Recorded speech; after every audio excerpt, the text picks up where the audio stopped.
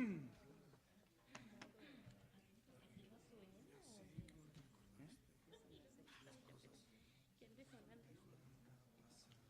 minutos.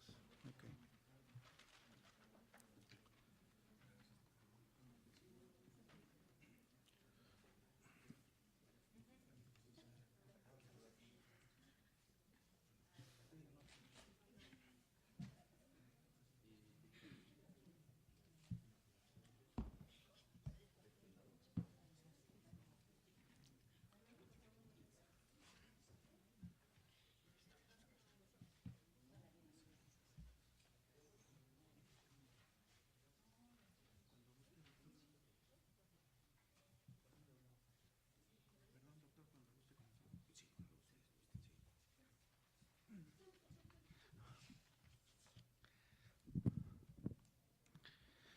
Buenas tardes a todas y a todos.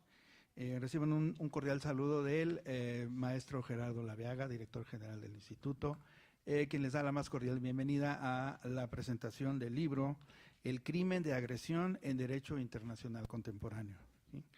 Obra de Luis Ernesto Orozco Torres. A continuación, voy a presentar a los integrantes de la mesa, a quienes les pido por favor brindemos un aplauso al terminar de presentarlos. Elba Jiménez Solares, doctora en Derechos Humanos, enfocada a temas de derechos humanos, tratados internacionales, derecho penal internacional, control de la convencionalidad y su relación con el control de la constitucionalidad, miembro del padrón de tutores del programa de posgrado en Derecho de la UNAM, académica en UNAM e INACIPE, es docente certificada en Derechos Humanos y candidato a investigador nacional.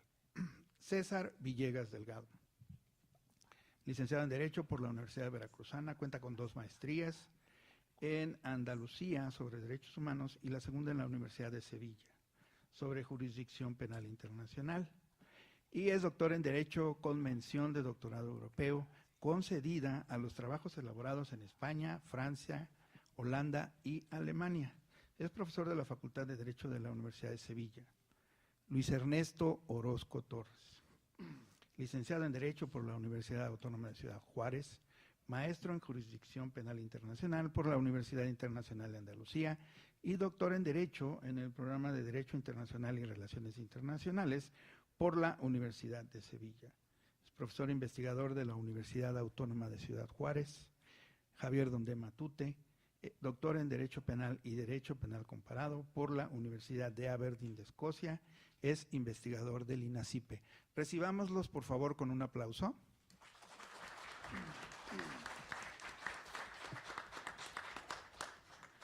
Primeramente, escucharemos los comentarios de la doctora Elba Jiménez Solares. Doctora, por favor, adelante.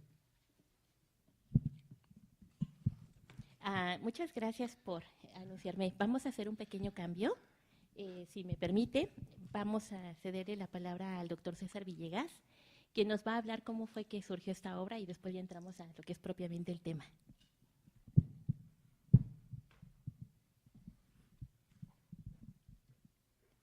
Muchísimas gracias. Buenas tardes. Disculpen ante todo este cambio de última hora, pero yo en realidad me voy a encargar de hacer una pequeña semblanza del currículum del autor, Luis Ernesto Orozco Torres, y después los doctores procederán a hacer el comentario de la obra, sobre la obra. En primer lugar, quiero expresar mi más profundo y sincero agradecimiento al Instituto Nacional de Ciencias Penales por darnos la oportunidad de estar esta tarde aquí. Gracias a las autoridades que lo han hecho posible, gracias a los colegas también igualmente que lo han hecho posible, el doctor Dondé, la doctora Jiménez Solares. Luis Ernesto Orozco Torres es profesor de la Universidad Autónoma de Ciudad Juárez, como se ha dicho, y hace algunos años, no les voy a decir cuántos porque son muchos, coincidimos en España, fuimos compañeros en una maestría que cursamos los dos sobre jurisdicción penal internacional. De hecho, hay una colega que trabaja aquí en el INACIPE que también fue compañera nuestra, pero no la veo, Elisa Gutiérrez Zamora. Los tres cursamos en la Universidad Internacional de Andalucía esta maestría en Jurisdicción Penal Internacional. Esta maestría fue organizada por el Departamento de Derecho Internacional Público y Relaciones Internacionales de la Universidad de Sevilla. La maestría fue dirigida por el profesor Juan Antonio Carrillo Salcedo, que entre sus múltiples cargos y posiciones institucionales internacionales fue representante de España ante la sexta asamblea, la sexta comisión de la Asamblea General de las Naciones Unidas, fue miembro de la Comisión Europea de Derechos Humanos y posteriormente, cuando se suprime la Comisión Europea de Derechos Humanos, pasa a formar parte del Tribunal de Estrasburgo, el Tribunal Europeo de Derechos Humanos. En aquella maestría tuvimos la oportunidad de contar con una serie de especialistas. Era el año 2002, precisamente el año en el que entró en vigor el Estatuto de Roma de la Corte Penal Internacional. El jefe de la delegación española que negoció el Estatuto de Roma, el jefe de la delegación, el embajador Juan Antonio Yáñez Barnuevo, fue profesor nuestro en aquella ocasión, además del profesor Carrillo y algunos catedráticos de la Universidad de Sevilla, el profesor Joaquín Alcaide Fernández, que es quien ha escrito el prólogo a esta segunda edición de la obra El crimen de agresión, la catedrática María del Carmen Márquez Carrasco. También tuvimos la oportunidad de tener como profesor en aquella ocasión a la profesora Victoria Avellán. Victoria Avellán, cuya especialidad es la responsabilidad penal internacional del individuo. Incluso la profesora Avellán ha dado un curso general en la Academia de Derecho Internacional de La Haya, que para nosotros los internacionalistas es el foro de mayor prestigio que existe en el mundo. Y también tuvimos un módulo en el que se hablaba sobre la jurisdicción universal. Y el profesor, digamos, del seminario aquel de jurisdicción universal fue un tal Baltasar Garzón, que me imagino que le sonará de algo. Era magistrado de la Audiencia Nacional en España. Intentó, en aplicación del principio de jurisdicción universal, enjuiciar a Pinochet por los crímenes cometidos durante la dictadura militar contra chilenos en Chile.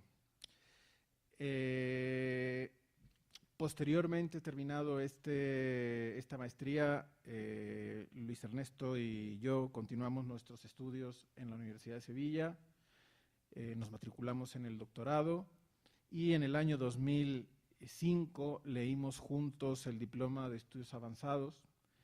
El Diploma de Estudios Avanzados es un trabajo, tesina se le suele denominar, es un trabajo, digamos, importante de investigación que se presenta ante un tribunal conformado por expertos. En aquella ocasión el tribunal estuvo formado por el propio profesor Carrillo Salcedo, por el profesor Mariano Aguilar Benítez de Lugo y por el catedrático también de Derecho Internacional de la Universidad de Córdoba, Casado Raigón. El DEA, el trabajo, la investigación que presentamos en aquella ocasión, en mi caso, giraba en torno a el estatus jurídico de los detenidos en Guantánamo a la luz del derecho internacional, y el DEA de Luis Ernesto giraba su investigación en torno a la política europea de vecindad. Denominó su investigación de la Pan-Europa a la Para-Europa. Y ya en aquel entonces avanzaba una cuestión que irremediablemente aparecía en el horizonte internacional y que, como ustedes bien saben, se ha ya prácticamente materializado. Me estoy refiriendo a el famoso Brexit o la salida del Reino Unido de la Unión Europea. Por primera vez en la historia de la integración europea, uno de los socios ha solicitado el divorcio de la organización internacional. Y la Unión Europea en este momento está viviendo un momento muy complejo. La semana pasada en Westminster, Theresa May no ha logrado que la Cámara de los Comunes le dé su apoyo para la aprobación del acuerdo del Brexit, así es que ahora mismo el Reino Unido no se sabe bien en qué situación está. Y precisamente el doctor Orozco y yo hemos coordinado una obra que está en prensa, va a publicarla también Tirant lo Blanche, espero que esté en la calle dentro de poco, sobre las consecuencias del Brexit. Esperamos que sea pronto. Bueno, al terminar el doctorado, el profesor Orozco Torres volvió a México y se incorporó a su alma mater, la Universidad Autónoma de Ciudad Juárez, que es donde ha desarrollado su actividad docente investigadora. Yo he sido testigo de excepción del proceso, de todo ese proceso formativo, la elaboración de su tesis doctoral, todos los años que pasó fuera. A veces vivir fuera es complejo. De repente uno se siente desarraigado y es un sentimiento un poco extraño, ¿no? Como diría la India María, no se siente uno ni de aquí ni de allá.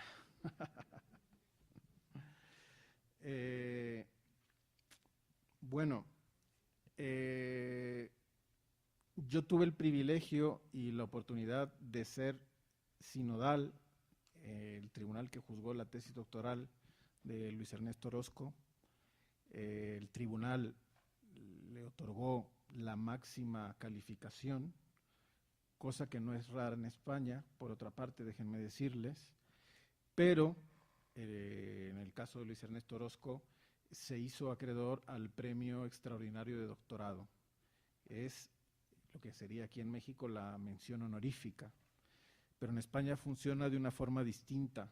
No se otorga la mención honorífica en el momento en el que uno defiende la tesis doctoral, sino que entre la defensa de la tesis doctoral y la convocatoria del premio extraordinario hay un periodo de 2 años, y lo que se evalúa es precisamente el trabajo predoctoral y postdoctoral del candidato al premio. Y ese premio se lo acaban de otorgar. Es más, se lo he traído yo en mano. Ayer lo recibió, porque no pudo estar en España para recibirlo.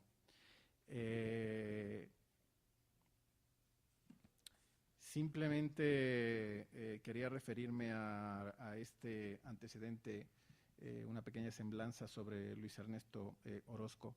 Él es miembro del Sistema Nacional de Investigadores, lo ha sido ya en 2 periodos, y ha sido el único caso que yo he conocido de un miembro del Sistema Nacional de Investigadores nivel 1 sin grado de doctor. Es un autor prolífico, tiene muchísimas obras, muchísimos artículos, creo que tiene como 7 u 8 libros de autoría única. Es un académico e investigador consagrado a tiempo completo, y para muestra pues tienen ustedes aquí este libro. Dicho lo anterior, ahora sí vamos a escuchar a los doctores que van a hacer los comentarios sobre la obra. Muchas gracias.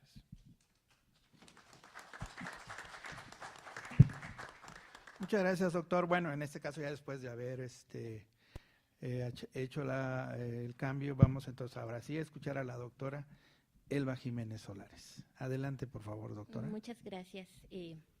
Gracias también por la invitación para participar aquí a Javier Donde. Muchas gracias nuevamente también al INACIPE por recibirme. La verdad es que para mí siempre es un motivo de orgullo estar aquí.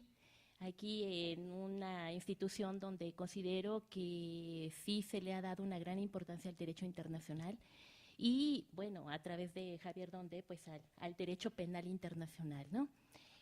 Más específicamente. ¿Y por qué me refiero a esto? A lo mejor es un poquito a motivo de reproche, porque pareciera en el día de hoy es constante escuchar mucho el menosprecio al derecho internacional. Pareciera que el derecho internacional es algo muy lejano, algo que está por allá y que nunca toca tierra a nosotros los mortales, ¿no? Estando dentro del territorio nacional y que solo es propio de la gente que se dedica a relaciones internacionales o está en el ambiente diplomático, lo cual no es cierto. No es cierto. Y el hecho de ver un libro, por ejemplo, como el tema del crimen de agresión en derecho internacional contemporáneo, pues a lo mejor muchos me dirían, bueno, pues es un libro que nada más va a interesar a los que estudien derecho internacional, a los que estén en temas diplomáticos y pues como que a mí, simple persona de a pie, ¿en qué me va a servir, no? A mí para qué me interesa estudiar tal vez este tema, porque pues yo lo veo muy lejano.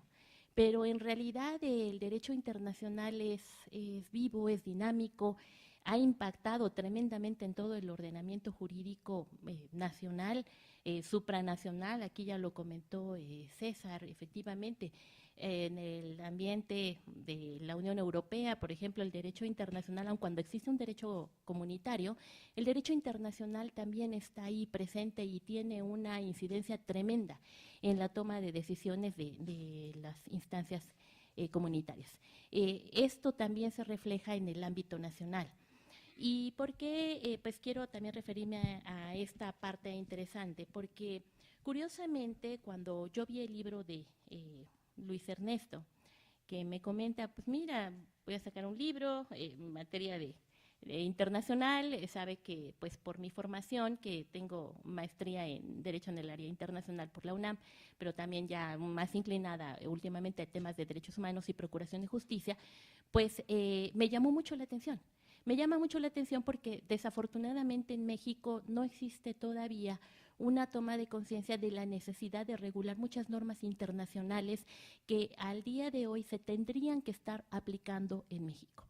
Ya aquí se comentó, el tema del crimen de agresión es un tema que está presente también en el Estatuto de Roma, el Estatuto de Roma de la Corte Penal Internacional, que al final de cuentas pues es un tratado internacional que nuestro país ha suscrito, que obliga al Estado mexicano y que pues si nosotros tuviéramos ya una norma que regulara la forma en la que pudiéramos incorporar muchos de los contenidos de los crímenes internacionales, no solo el crimen de agresión, sino otros crímenes internacionales en los que observamos ya en México, tal vez diríamos que el panorama jurídico de nuestro país sería otro, ¿no? Aunado a los temas de procuración de justicia, a los temas de atención a víctimas, a los temas de protección y respeto a los derechos humanos. Y es en lo que yo me quiero precisamente enfocar. El libro hace un recuento, hace un análisis sistemático que me parece bastante interesante y sobre todo para alguien que quiera tener una comprensión clara, exacta de qué implica la agresión en sí, en un contexto internacional, porque es en donde nace el concepto de agresión. No significa esto que la agresión no haya en el contexto nacional, sí lo hay, pero hay un desarrollo normativo que se va dando en el ámbito internacional, primero en el derecho internacional consuetudinario, después lo vamos viendo, como bien lo va señalando nuestro autor, en el derecho internacional convencional, y un desarrollo más aún, diríamos más detallado, más dinámico, que nos va a ayudar a complementar a través de los tribunales, la jurisprudencia de los tribunales internacionales. Pero no significa que nada más sea tarea de las instancias internacionales el definir lo que o lo que implica el concepto o el crimen de agresión, sino que creo que aquí es precisamente donde ante la carencia que se tuviera de normas para incorporar contenidos internacionales en el ámbito nacional, pues gran parte de ese trabajo lo tendría que hacer o lo debería de hacer nuestros tribunales nacionales, ¿no? Pero si nuestros tribunales nacionales no conocen los contenidos del fenómeno que se da en el contexto internacional no lo conocen en su justa dimensión, en su origen, pues empieza a haber un vacío y se da lo que muchas veces cuando niños escuchábamos el famoso teléfono descompuesto, ¿no? Yo me voy con lo que dicen los demás, con lo que alcanzo a entender, lo que alcanzo a captar, lo empiezo a transmitir de una manera a la mejor incorrecta, errónea, un poco diríamos aquí tropicalizada, y entonces se da pues yo diría las construcciones jurídicas que terminan siendo verdaderos monstruos jurídicos que no reflejan en realidad el contenido, el objeto, lo que se persiguió en el contexto internacional al regular ese fenómeno con esas características y en esas condiciones. Ahora, debemos tener presente que una cosa es el fenómeno, el contexto como se da en el ambiente internacional y cómo ese fenómeno pudiera ser trasladado ya en un contexto con características muy particulares y propias del ámbito nacional. Esto es mucho de lo que me despierta como inquietud la lectura del libro, porque va haciendo un análisis también sistemático de qué características tendrían los sujetos que llegan a cometer estos delitos. Y me dirían, bueno, pues si es nada más propio de sujetos de derecho internacional, pensando en los clásicos, los sujetos típicos, estados u organizaciones internacionales, pues estaríamos dejando por un completo olvido al individuo. Y aquí la pregunta que de alguna forma yo considero que el autor se va haciendo, pero que nos deja, y creo que a lo mejor merecería en una otra edición ir desarrollando más, es bueno, ¿qué sucede cuando se involucra en el tema de agresión un individuo, pero que está inmerso en un contexto nacional con características muy particulares a la luz de una teoría del delito de construcción nacional, ¿no? Porque esto es la parte interesante del derecho penal internacional, y ahí, Javier, donde yo creo que me dará más tela para cortar en sus obras que ha escrito, de cómo la teoría del delito en el ámbito penal internacional no necesariamente tiene que obedecer a las mismas reglas y criterios que observamos en el contexto nacional, ¿sí? Que implicaría entonces que si un juez quiere interpretar un crimen internacional conforme a las reglas de la teoría del delito desarrollada en un ámbito nacional, podría llegar a generar una serie de deformaciones jurídicas de lo que es propiamente el crimen de agresión. Esto también me mueve a considerar, porque al día de hoy es constante escuchar mucho el tema de la atención a las víctimas, mucho el tema de la reparación del daño, de la justicia transicional, que yo creo que cuando empezamos a hablar ahora del tema del crimen de agresión, la Corte Penal, sí es cierto, va haciendo una referencia también de cómo atender a las víctimas, pero tal vez en el tema del crimen de agresión haría falta al día de hoy hacer un desarrollo más, entrar más a profundidad. ¿Cómo vamos a atender a las víctimas? ¿Cómo voy a ver la cuestión de la reparación del daño, ¿no? Considerando a lo mejor, ¿cuál sería la consecuencia jurídica a lo mejor de un acto de agresión? Pues a lo mejor la desaparición, la extinción por completa del Estado, ¿no? De un Estado de derecho. Y entonces, ¿a quién le correspondería? ¿Cómo se tendría que trabajar esto? Si se tendría a lo mejor que hacer un estudio aparte, un capítulo aparte, incluso en el mismo Estatuto de Roma, para ver de qué manera se va a atender a ciertas víctimas y a ciertos sujetos que han cometido determinados crímenes internacionales bajo diversas modalidades. Esto, sin duda, son, digamos, todavía de las cosas que nos toca por trabajar precisamente pues a los que nos interesa el estudio, que nos toca meternos en estos temas, pero que creo que el derecho precisamente por eso va avanzando, porque hay gente que se empieza a meter, a estudiar, a analizar y a ver de qué manera podemos avanzar en el desarrollo del derecho internacional y particularmente, decíamos, en el derecho penal internacional. O sea, Javier Donde ha trabajado mucho estos temas y celebro también que Luis Ernesto, en este caso, en el tema del crimen de agresión, va haciendo un desarrollo muy sistemático y aunque no lo crean, pues él también está contribuyendo con la doctrina, con los criterios, con las opiniones que emite en el libro, a un desarrollo más de lo que podría ser el crimen de agresión. O sea, él está buscando contribuir de alguna manera a cómo conceptualizar el crimen de agresión, ya no nada más desde una visión, yo diría, meramente internacionalista. Yo también espero que en una siguiente edición se dé también ahora una visión en la que siempre me he pronunciado cuando toco temas de derecho internacional, penal internacional. Creo que ya no lo podemos separar del derecho internacional de los derechos humanos. O sea, ahora tenemos que empezar a ver, a interpretar las normas internacionales y particularmente las normas penales internacionales que van muy relacionadas con temas de incluso de derecho internacional humanitario, a la luz de normas y criterios de derecho internacional de los derechos humanos. O sea, empezar a darle una visión al derecho penal internacional, pero con un criterio, con un sentido más humanista y de protección a las víctimas, las cuales hasta hace algunos años pues empiezan a tener relevancia, pero aún en el contexto internacional es increíble que las víctimas no tengan un reconocimiento, una representación tan amplia como sí se observa, por ejemplo, en el sistema de justicia penal en México, ¿sí? En el sistema de justicia penal en México, la víctima es parte en el proceso. En el ámbito penal internacional, en muchos tribunales todavía no hay un consenso respecto a si la víctima debe o no tener un papel preponderante. Todo el mundo reconoce que es víctima y que hay que reparar el daño, pero no hay todavía una claridad y, digamos, un consenso generalizado que ya resulte de alguna forma pues más vinculante de cuáles son los derechos que corresponden a las víctimas. Y en el tema del crimen de agresión, las víctimas pueden ser diversas y las características de las víctimas son diversas, con independencia también de quiénes son o quiénes pudieran ser los sujetos activos del delito, ¿no?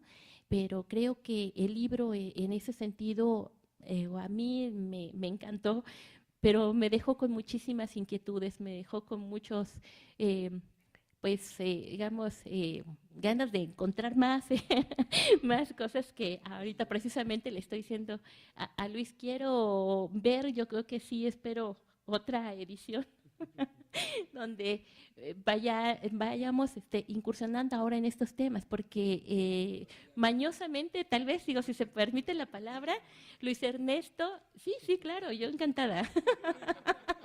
Luis Ernesto va dejando ahí como que sembrando la inquietud en varios aspectos, ¿no? Desde de quiénes son los sujetos, de si qué características pueden tener los sujetos, de si el análisis que se va haciendo a la luz de la teoría del delito pudiera ser o no la correcta, de si tendríamos que revisar mejor en buscar el desarrollo de un nuevo concepto de agresión, diferenciarlo de cómo es un crimen, y yo diría aún diferenciarlo y atribuirle otro tipo de consecuencias jurídicas en tanto que pudiera representar una violación grave a derechos humanos, ¿no? Y entonces ahí, ¿cuál es la connotación, cuál es la consecuencia jurídica que pudiera traer esto aparejado en el contexto internacional? No me quiero extender mucho, hay muchas cosas y pues sí, los invito a que lean la obra. Hay muchas cosas ahí que podemos sacar, que podemos encontrar, muchas inquietudes, muchas preguntas para Luis, y con esto me quisiera quedar. Nada más me referiré en cuanto a la sistematización, que me parece muy, muy interesante cómo se va planteando. La primera parte, él entra a un análisis dogmático de lo que es la criminalización de la agresión en derecho internacional, se va a la parte consuetudinaria, después va viendo cómo va dando el desarrollo del concepto de agresión, cómo este va evolucionando en el ámbito del contexto del derecho internacional general y después ya lo aterriza en derecho penal internacional. Va viendo cómo se va, digamos, matizando el concepto del crimen de agresión a la luz del desarrollo del derecho internacional convencional y después va haciendo una referencia, pues, un tanto a algunos criterios de tribunales para aterrizarlo en lo que es el Estatuto de Roma de la Corte Penal Internacional. Y las discusiones que ahí se observan, que nos percatamos, la parte política, la política internacional es determinante en este concepto. Yo no sé hasta qué grado la parte política tiene un gran peso, que precisamente fue lo que motivó a que se hicieran una serie de enmiendas, que no entrará pronto en vigor en el Estatuto de Roma, la competencia de la Corte Penal Internacional para conocer de agresión, y yo no sé hasta dónde va a seguir también influyendo para una definición y una precisión al día de hoy de lo que serían las consecuencias, los efectos jurídicos que traería aparejado ya la comisión de una agresión en donde incluso mereciera una condena a nivel internacional más allá de una sentencia, y lo que traería como consecuencia jurídica para efectos de la reparación del daño y la atención a las víctimas. Con esto me quedo. Muchísimas gracias. Muchísimas gracias, doctora. Vamos a escuchar ahora los comentarios del doctor Javier Donde Matute. Adelante, por favor, doctor. Bueno, muchas gracias. Antes que nada, como yo soy el investigador de casa, pues les quiero dar la bienvenida al INACIPE. Qué bueno que están por aquí y qué bueno que presentamos una obra de Derecho Penal Internacional. Eso siempre me da mucho gusto, porque yo recuerdo que cuando llegué al INACIPE propuse la línea de investigación de Derecho Penal Internacional. Me decía todo el mundo, ¿y eso cómo se come? ¿Y eso qué nos importa? ¿No? Con el tiempo, ¿no? La famosa comunicación en contra de Felipe Calderón y todo eso me empezó a dar la razón, ¿no? De que efectivamente son cosas que no se pueden estudiar por separado, ¿no? Ni la política criminal nacional, ni el derecho penal nacional está divorciado, ¿no? Del derecho penal internacional. Y me da mucho gusto también que esta obra esté en español, porque creo que si algo falta en el derecho penal internacional es más estudios en español, ¿no? A mí muchas veces me preguntan, ¿por qué no escribes tanto en inglés? Y digo, es que yo creo que hay que llenar una laguna, ¿no? En cuanto a la doctrina en español y sobre todo la doctrina latinoamericana, ¿no? Y especializada en el tema. Entonces, por eso me da mucho gusto presentar y formar parte de la presentación de esta obra. El doctor César Villegas Delgado dijo muchas cosas maravillosas del autor, pero dijo una que a mí se me ocurrió cuando vi, no el libro, el título. Dije, qué valiente es. Me dijiste cuando hablamos. ¿Verdad? Lo primero que me llegó a mi mente es qué valiente es, porque si hay un punto en donde el derecho penal internacional está cargado de política, es en la agresión.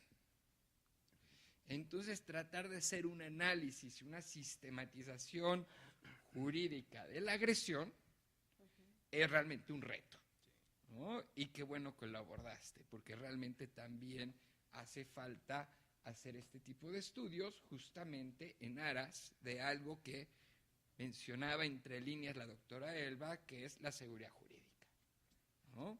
Si ya nos vamos a meter al tema penal y vamos a dejar a un lado, o por lo menos parcialmente, la responsabilidad estatal, entonces hay una responsabilidad mayor, porque a final de cuentas, el derecho penal internacional no deja de ser el ejercicio del poder punitivo, ¿no? Y hay muchas veces que se nos olvida eso en aras de frases que a veces suenan huecas, como el combate a la impunidad, ¿no? Y se nos olvida que en el banquillo de los acusados hay una persona, ¿no? Entonces me parece muy importante encontrarse con este tipo de obras insisto, en español, que traten de desmenuzar estos temas tan complejos justamente por la intromisión, voy a decirlo así, de la política en ámbitos jurídicos. Y digamos que la controversia en cuanto al crimen de agresión surgió, y de esto da cuenta la obra, muy temprano en su historia y muy temprano en su desarrollo, ¿no? Una de las cosas interesantes del Tribunal de Nuremberg es que el antecedente del crimen de agresión, que es el crimen contra la paz, fue el único de los crímenes cuestionados por violar el principio de legalidad penal. ¿No? Muchas veces se dice, es que el Tribunal de Nuremberg aplicó el derecho penal de forma retroactiva, pero el único que cuestionó la defensa fue el crimen de agresión. Dieron por hecho que los crímenes de guerra, que los crímenes de lesa humanidad, que también estaban incorporados dentro de la competencia material del Tribunal de Nuremberg, sí preexistían al tribunal. Pero fíjense qué interesante, el crimen de agresión en su época inicial no fue así, fue el único que se cuestionó. Y ahí se inventó una cosa medio rara, el Tribunal de Nuremberg, una interpretación algo extraña, bastante cuestionable, pero a final de cuentas, gracias al crimen de agresión, al crimen contra la paz, como se le conocía en aquel entonces, surgió el concepto de responsabilidad penal internacional, y de ahí se nos obliga a desarrollar todo el contenido normativo del derecho penal internacional. De ese tamaño me parece que es la trascendencia del tema de agresión en el ámbito internacional. Y después, curiosamente, se abandonó, muy probablemente por cuestiones políticas, porque ya el mundo estaba polarizado, Estados Unidos, la Unión Soviética y sus aliados. Entonces meterse al crimen de agresión o al acto de agresión en aquel entonces era algo que era mejor dejar para otro momento, para después de la Guerra Fría probablemente. Curiosamente también se polarizó la discusión de la agresión, pero ahora entre los miembros de la Asamblea General de Naciones Unidas y el Consejo de Seguridad, cuando a la Asamblea General se le ocurre emitir una resolución 3314 que define el acto de agresión, cosa que no les gustó a los miembros permanentes del Consejo de Seguridad, que consideran que la agresión era un ámbito exclusivo de ellos. Y esa discusión, este tema, no es del todo irrelevante para el derecho penal internacional, porque se volvió a dar ese conflicto político, ¿no? Ya no entre dos grandes potencias, sino entre dos mundos o visiones del mundo, en Kampala, cuando se decide incorporar el crimen de agresión al Estatuto de la Corte Penal Internacional, porque aquí los integrantes de la Asamblea General se salieron con la suya y básicamente adoptaron el texto de esta resolución 3314 para incorporarla ya dentro del ámbito penal, no como acto de agresión, sino como un crimen de agresión. Entonces, esto lo digo para dar, evidenciar justamente el carácter no solamente controvertido de la agresión político, pero como dije también, la valentía de Luis Ernesto en abordar estos temas. Ahora, también es muy interesante cómo, desde una perspectiva política, en el artículo 5 del Estatuto de Roma, se menciona la agresión y dice, pues vamos a tipificar algún día la agresión, pero nadie se atrevió a hacerlo hasta Kampala. Y como decía la doctora Elba, con una serie de candados procesales, competenciales, con toda la intención de que jamás se aplicara el crimen de agresión.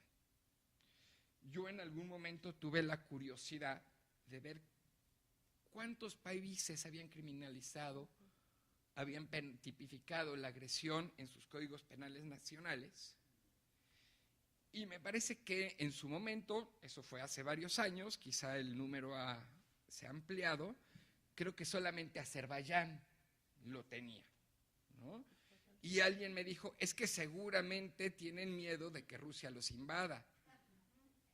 Eso me hizo mucho sentido, claro, porque vamos a poder, ¿no?, sancionar a los rusos por la invasión a Azerbaiyán, ¿no? Entonces, una vez más, un aspecto político que se intromete en aspectos normativos y jurídicos. Ahora,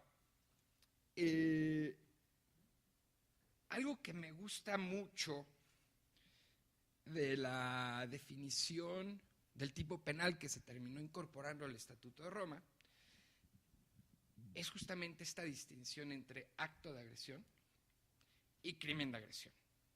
Porque si algo he defendido y es algo en lo que creo, es en hacer una distinción entre la responsabilidad estatal y el Estado responsabilizarlo por actos de agresión y a las personas en particular por crímenes de agresión. Y me parece, y aquí a lo mejor la doctora Elba me va a regañar, que ese es uno de los grandes errores que ha cometido la Corte Interamericana de Derechos Humanos. Tratar, si bien les encanta decir no somos un tribunal penal, utiliza a los estados para que ellos ejerzan el poder punitivo para la defensa de los derechos humanos, como si el derecho penal solucionara las violaciones a derechos humanos. Y no, todo lo contrario. Entonces, esta distinción que queda muy clara en el Estatuto de Roma, me parece que es algo que hay que retomar para, ¿en qué edición más de tu libro? En la,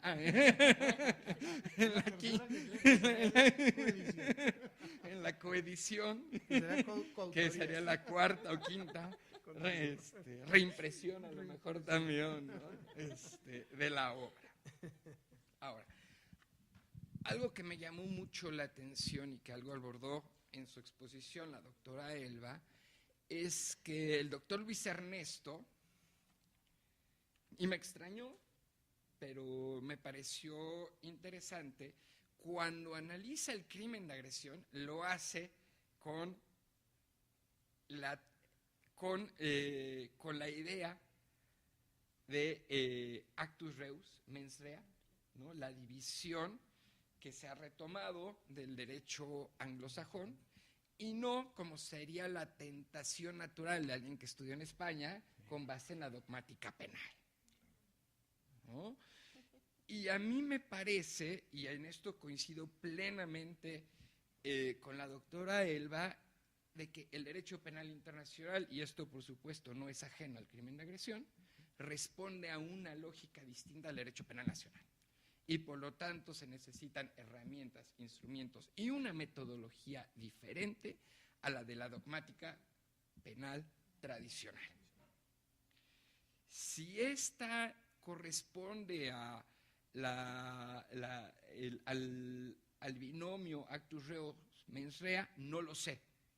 Yo creo que requiere de mucha reflexión, pero de que parte de premisas y presupuestos distintos y por lo tanto las herramientas para su análisis son diferentes, es algo de lo que estoy convencido. Por eso me parece que es un error tratar de utilizar la dogmática penal tradicional para el análisis de estos conceptos. Por ejemplo, la responsabilidad del superior jerárquico, que es un tema en el cual el autor entra a profundidad, porque ahí ve justamente un choque entre el tipo penal de agresión y las formas de participación del Estatuto de Roma. Es una figura que por más que han intentado los dogmáticos, no han podido explicar. Y la razón es porque parte de una lógica diferente, Y ese es otro punto que también es importante de la obra. Cualquiera supondría, de leer el título, de que es un análisis no solamente del acto, sino del crimen de agresión. Pero el autor va más allá y justamente ve otros aspectos que tienen incidencia en el propio crimen de agresión. El crimen de agresión es muy interesante porque tiene un sujeto activo calificado. Se tiene que ser una persona que está de jure o de facto a cargo de las fuerzas armadas y políticas de un Estado. Entonces, este hecho repercute en otras figuras del Estatuto de Roma, como ya dije, la responsabilidad del superior jerárquico, pero también las órdenes del superior jerárquico como una excluyente de responsabilidad, y otras figuras propias del Estatuto que van encaminadas a sancionar a los líderes de las organizaciones, a los líderes estatales, tanto en las formas de autoría y participación como, ahorita mencionaba, también en las eximentes, utilizo el término del Estatuto de Roma, en las eximentes de responsabilidad del propio Estatuto de Roma, ¿no? Otro aspecto que es interesante y que tiene que ver también con el comentario que hizo la doctora Elba es la relación que existe entre el crimen de agresión y los crímenes de guerra. Porque para que haya un crimen de guerra tiene que haber un conflicto armado. Entonces la primera pregunta que nos tenemos que formular es si con el acto de agresión ya hay un conflicto armado o es un acto previo que da inicio posteriormente a un conflicto armado. Entonces, si por ejemplo el crimen de agresión implica un bombardeo y en este bombardeo mueren civiles, ¿no? Si es un blanco civil y mueren civiles, podemos hablar de un concurso entre un crimen de agresión y un crimen de guerra. Entonces, ¿hasta dónde el crimen de agresión es el catalizador de un conflicto armado y por lo tanto de la comisión de crímenes de guerra? Es un aspecto que me parece que es importante analizar con profundidad. A lo mejor es parte del conflicto, porque es el primer acto dentro del conflicto, o a lo mejor es un acto previo.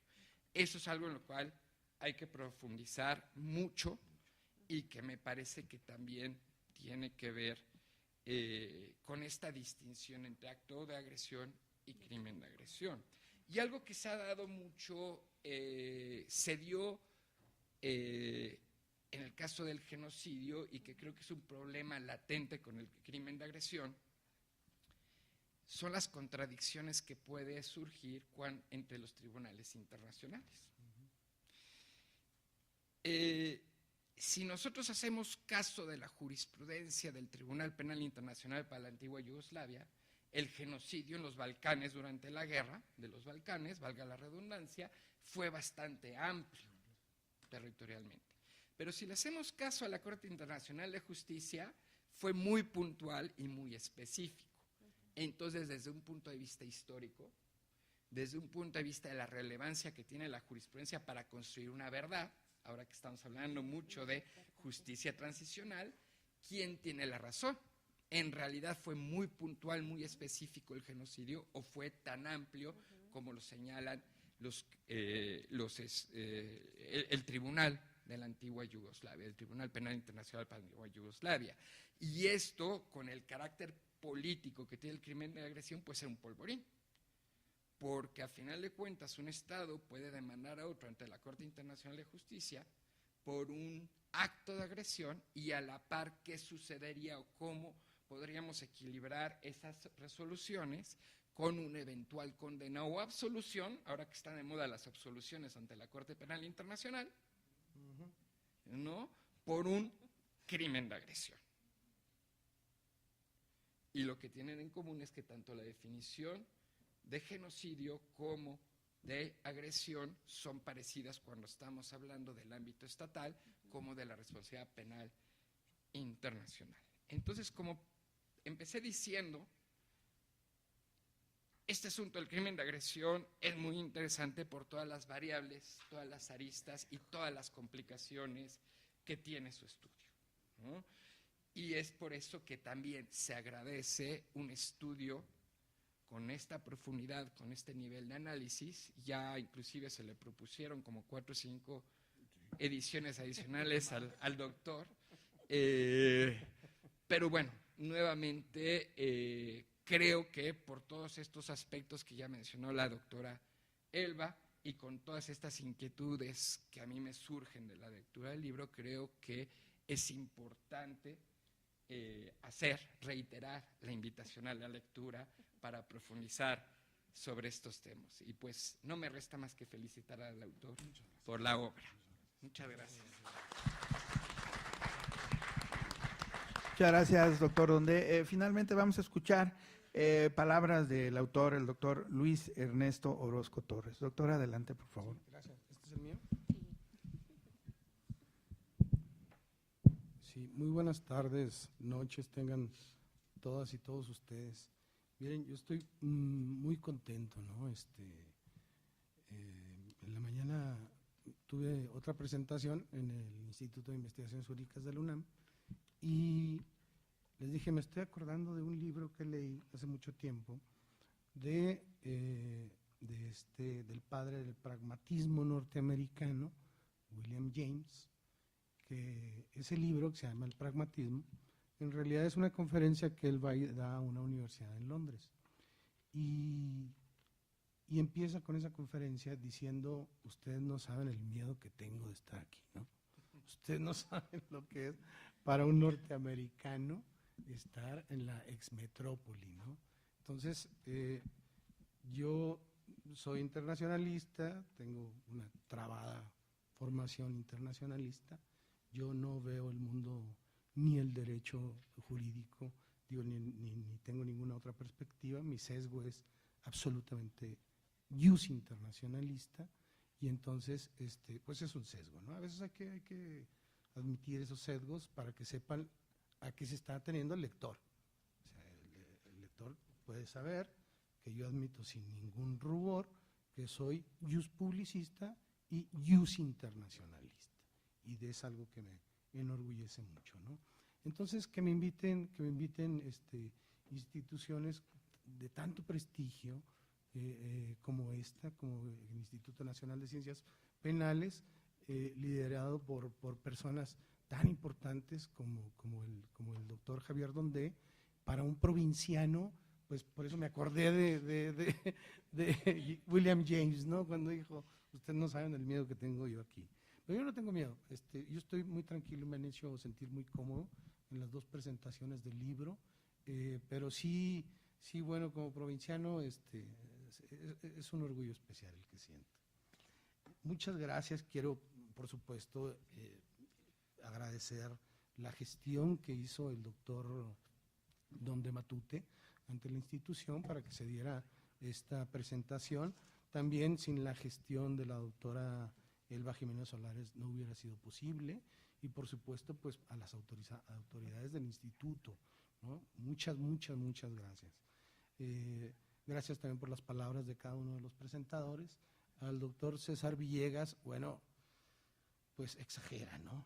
Exagera porque somos compañeros, amigos, compadres, y bueno, esa amistad, ¿no?, que tenemos tan hermosa desde hace mucho tiempo, pues lo lleva a exagerar un poco mis posibilidades en realidad, ¿no? Pero perdonémosle, ¿sí? Está hablando con cariño. Miren, estoy bien contento por otra cosa, ¿no? Yo creo que es lo mejor que nos puede pasar a cualquiera que emprendamos el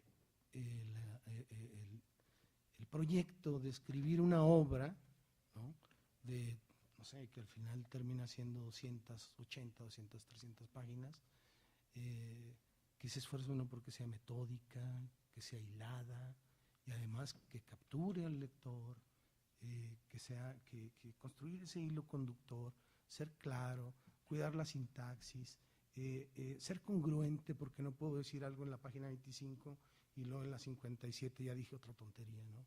Entonces, todo eso implica muchísimo trabajo, muchas horas sentado, muchas horas leyendo, muchas horas escribiendo, y yo creo que el mejor homenaje que se le puede hacer a una persona con que ha emprendido este esfuerzo es, uno, que lean su libro. Yo estoy encantado, ¿no? El doctor Javier Dondé Matute se lo leyó. No tengo cualquier lector. La doctora Jiménez se lo leyó. No tengo cualquier lector, ¿no? El doctor César Villegas Delgado también se lo leyó. Entonces, y que además, y segunda motivo de mi alegría, que además no me digan, órale, está bien, ¿no? Bien, está bien para un provinciano. Sí, porque, bueno, yo soy de Ciudad Juárez, recuerden. Entonces, sino que me dicen, oye, la lectura me planteó a mí muchas dudas, ¿eh? A mí me dejaste con más dudas de las que tenía. genial, ¿no? Qué bueno. Eso es lo que yo quería. O sea, si alguna intención tenía yo desde el principio, y yo creo que todos los que han emprendido el esfuerzo de escribir una obra, y claro, hacer el esfuerzo de publicarla, encontrar un editorial, pelearse con el editor, y eso no les platico. Yo creo que lo que tenemos en mente es generar debate.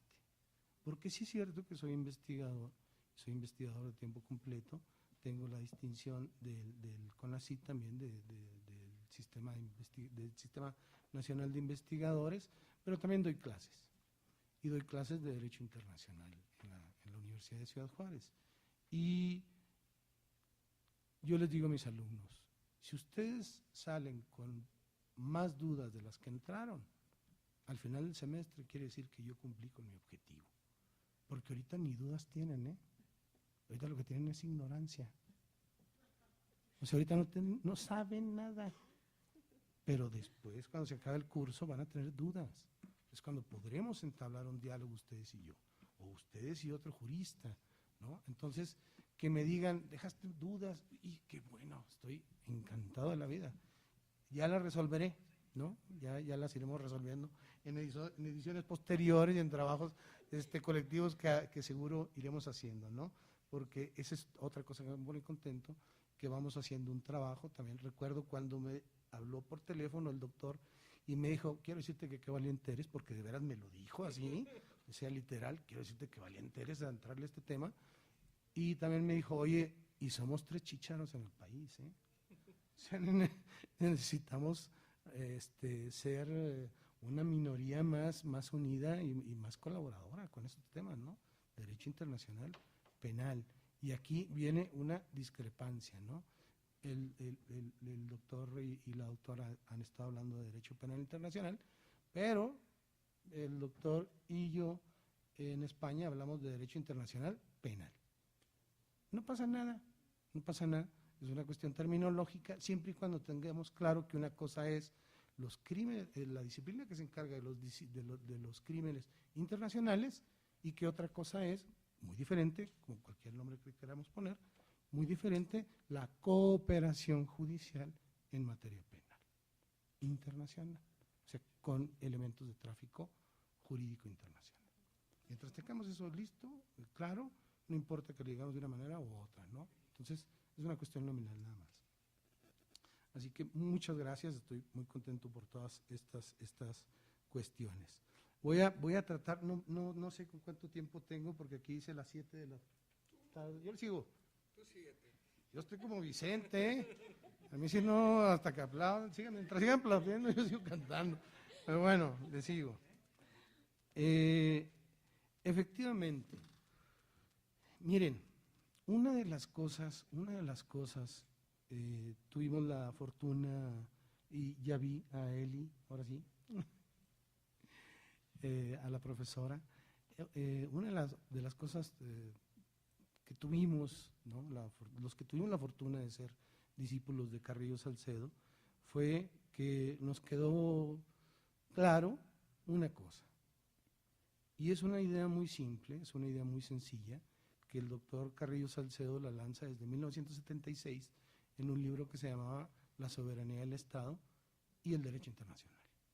Luego retoma ese libro, por eso se gana él su fama, y luego por muchas otras cosas más, ¿no? Por lo que decía ahorita el doctor Villegas Delgado, porque fue el miembro del tribunal, bla, bla, bla, bla, bla, bla, y ha dejado diseminado por toda Latinoamérica a buenos estudiantes, ¿no? A buenos discípulos. Y luego lo retoma a finales de los 90 con la idea de soberanía del Estado y derecho internacional de los derechos humanos. Pero lo hace sobre una premisa muy simple. Y la premisa muy simple, que al principio está tan simple que da risa o no se comprende, pero es tan profunda, y es esta. La política y el derecho, o mejor dicho, entre la política y el derecho existe una tensión dialéctica constante. e inmortal e irresoluble. No hay manera de resolverlo. Siempre el político va a decir, quiero estirar la norma para resolver este problema que lo tengo, que me acaba de explotar las manos, ¿no? Y el jurista siempre va a decir, no puedes porque está la norma ahí, ¿no? Entonces siempre está esa tensión dialéctica entre política y derecho. Estoy absolutamente de acuerdo con el doctor Javier Dondé Matute, que de los crímenes contenidos en el Estatuto de la Corte Penal Internacional, en el Estatuto de Roma, si algún crimen da cuenta de esta tensión dialéctica entre política y derecho, es precisamente el crimen de agresión, ¿sí? Ustedes pueden ir viendo ahí en la obra cómo se fueron tomando las decisiones, ¿sí? Metemos o no en el 98, en la conferencia de diplomáticos, en el 98, en julio, metemos o no el crimen de agresión. Bueno, por consenso se mete, pero después lo definimos. ¿Cuándo? En 7 años, en 2010 en Kampala. Bien. Se va a definir, sí, vamos a definirlo. Ahora, si es un montón de trabajo, ustedes lo pueden encontrar en la obra también, ¿no? Si es un montón de trabajo en las comisiones, se formaron muchas comisiones antes y después de la formación del Estatuto de Roma para trabajar sobre la construcción del tipo penal, del crimen de agresión. Y se va uno a ese background y se da cuenta que definitivamente hay esta tensión política, ¿no? Y todos los acuerdos que se han ido tomando, que se han ido haciendo, las resoluciones han sido por consenso. Eso nos dice, esto salió, pues yo no sé cómo digan aquí, pero en mi pueblo decimos salió por los pelos, ¿eh? O sea, lo sacamos de los pelos. O sea, hasta a punto de no salir. De hecho, hago una relatoría ahí de cómo se votó al final en Kampala y se votó 23 minutos después de que ya se había acabado la conferencia, ¿eh? Y ya se iban. Dijeron, no, hombre, miren, pues mejor por consenso. Dijeron, bueno, pues sí, por consenso, vámonos. Y salió. Pero yo creo que ya estaban todos cansados, ¿no? Que dijeron, sí, hombre, total, nadie va a aplicar ni nada. Entonces, sin duda alguna, ¿no? Por supuesto, esa tensión dialéctica está inmersa, estoy completamente de acuerdo con el doctor. A partir de ahí, sí hay que tener muy claro, y también vuelvo a estar de acuerdo con los presentadores, hay que tener muy claro la diferencia entre el acto de agresión, que es un acto propiamente estatal, o si se quiere interestatal, porque no se puede uno autoagredir, como Estado al menos, ¿no? Entonces es un acto interestatal, que eso implicaría la responsabilidad internacional del Estado por ese acto, cualquiera que el Consejo de Seguridad o que la Corte Internacional de Justicia definiera, que quisiera imponerle, y otra cosa es el crimen de agresión. El crimen de agresión no habla en absoluto y no se trata en absoluto de la responsabilidad internacional del Estado agresor, ¿sí? Sino se refiere a un sujeto muy especial, sui generis, como decía el doctor, no uso ese término, pero como lo mencionó el doctor, lo hacía ver, solamente aquellas personas que tengan de facto o de jure la capacidad de emprender una guerra de agresión. Es decir, movilizar las tropas y hacer el uso de la fuerza bélica de un Estado contra otro Estado. Solamente aquellas personas pueden ser juzgadas. O sea, va dirigido a los líderes políticos de las naciones. Nunca es una palabra muy fuerte. Con el diseño que tenemos del estatuto, al menos hasta el día de hoy, no van ustedes a ver juzgado a un soldado raso, a un capitán, ni siquiera a un general de división por el crimen de agresión, si no es que estuvo en posibilidades de estar cuando menos en el círculo cercano, en el círculo cerrado del jefe de Estado, de tomar la decisión final de emprender una guerra, ¿sí?, de agresión contra otro Estado. Y con eso contesto algunas cuestiones que planteó la doctora Jiménez, ¿no? La agresión no se puede dar, con el diseño al menos que nosotros tenemos, no se puede dar en derecho, en un contexto de conflicto interno, es prácticamente imposible. O sea, tiene que ser en un contexto de conflicto armado, internacional, entre estados, porque ese es el diseño que tenemos. Entonces, no se podría dar. Y la transversalización, eso me interesó mucho. Y con esto me voy porque ya me escribieron aquí 5 minutos y no quiero que me digan algo. La transversalización de los derechos humanos, ¿no? No lo dijo así la doctora, pero yo lo entendí así, y si me equivoco me corrige, Selva, por favor. Emprender el estudio de todas las disciplinas del derecho internacional, transversalizándola con el derecho internacional de los derechos humanos. Mi respuesta es no. Mi respuesta es no. Una cosa es el derecho internacional penal, como lo decimos César y yo, o el derecho penal internacional, como lo dice el doctor Donde y la doctora, y otra cosa son los derechos humanos. Son cosas muy distintas. Creo que tú lo tocaste ese tema. Concuerdo completamente contigo, doctor. Hay que tenerlo muy separado. En una cosa estamos hablando de responsabilidad internacional del Estado y en otra cosa estamos hablando de responsabilidad internacional del individuo por situarse voluntaria y todo, con todos los aspectos penales que se debe en un supuesto jurídico o en el tipo penal que está contenido en un tratado internacional que es el Estatuto de Roma, ¿sí? Entonces, la Corte Penal Internacional no está pensada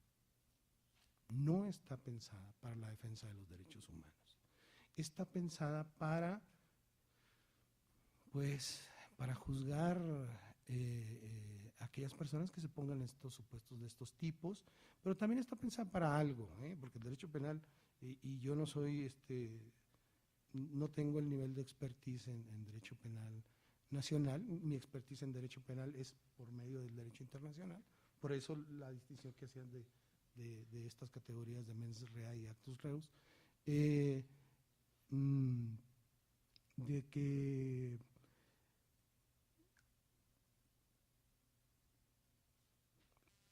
ya se me fue. Es que lo de los 5 minutos me puso nervioso. Bueno, miren, lean la obra. Seguramente se van a encontrar, muchas cosas, ¿no? Viene mi correo, seguramente, yo lo mandé a la editorial con el correo mío personal, lo hago con todos mis libros, porque yo quiero que la gente dialogue conmigo, ¿no? Entonces, es vital que dialoguen conmigo, ¿no? No somos personas que estamos estudiando tonterías, que a veces sí, pero interactuar, ¿no? Y a veces me escribe algún lector y me dice, oye, usted dijo esto en este libro, ¿qué pasa? Explíquemelo más. Claro, se lo explico, ¿por qué no? Y le escribo, ¿no? O le doy la bibliografía que yo consulté, veas esto, veas aquello y bla, bla, bla. Entonces, seguro, no lo he checado, pero seguro estará ahí mi contacto. Por favor, siéntanse en la libertad de escribirme y que serán contestadas sus dudas. Muchas gracias a todos ustedes por escucharnos, porque sin ustedes no seríamos nada, no tendría sentido lo que hacemos nosotros, ni como profesores, ni como escritores. Muchas gracias. Muchísimas gracias, doctor Orozco Torres. El Instituto Nacional de Ciencias Penales hace entrega de un reconocimiento a los integrantes de la mesa. Vamos a empezar por el doctor Villegas Delgado, la doctora Jiménez Solares, el autor, el doctor Orozco Torres, y el doctor Dondé de casa. De esta manera concluimos nuestro acto del día de hoy. También les vamos a entregar a los integrantes de la mesa un paquete de publicaciones de las más recientes de nuestro instituto. De esta manera damos por concluida la presentación del libro de hoy. Agradecemos a todos ustedes su presencia y los esperamos en nuestros próximos actos académicos. Les comentamos que lo pueden checar a través de la página del instituto y se inscriben a través de internet. Que pasen todos muy buenas noches. Nos vemos en la próxima. Hasta luego. Muchas gracias.